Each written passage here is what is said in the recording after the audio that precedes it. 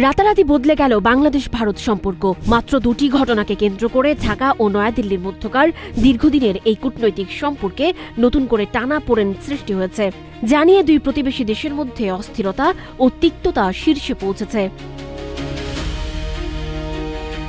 ভারত বাংলাদেশ উত্তাপের নেপথ্যে আসলে কি? 2009 সালের পিলখানা হত্যাকাণ্ডে ভারতের সম্ভাব্য সংশ্লিষ্টতা নিয়ে নতুন করে আলোচনার সূত্রপাত হয়েছে। বিষয়টি সামনে আসার পর থেকেই দেশের সাধারণ মানুষের মধ্যে ভারত বিরোধী মনোভাব তীব্রতর হয়েছে। এছাড়া ইনকিলাব মঞ্চের আহ্বায়ক শরীফ ওসমান হাদিকে হত্যার উদ্দেশ্যে গুলি করার অন্যতম প্রধান আসামি ফয়সালের ভারতে পালিয়ে যাওয়ার খবর পরিস্থিতিকে আরো জটিল করেছে। অভিযোগ উঠেছে হাদি ভারতের বিভিন্ন আগ্রাসন নীতির বিরুদ্ধে সোচ্চার থাকায় এই হামলার পেছনে পরোক্ষ ইন্ধন থাকতে পারে।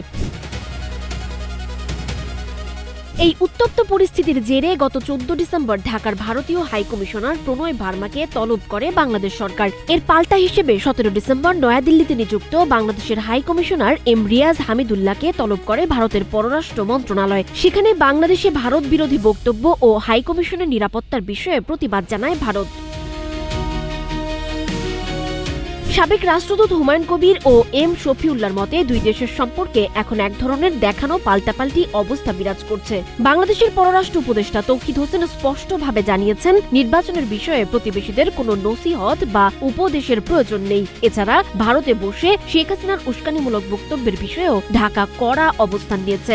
বিশ্লেষকদের মতে সীমান্ত সুরক্ষা নিশ্চিত করা এবং অপরাধীদের হস্তান্তরের বিষয়ে দুই দেশের মধ্যে দ্রুত আলোচনার মাধ্যমে সংবেদনশীল এই সংকট নিরসন করা প্রয়োজন। সানজিদা আফরিন, সোনিয়া, নাগরিক, প্রতিদিন।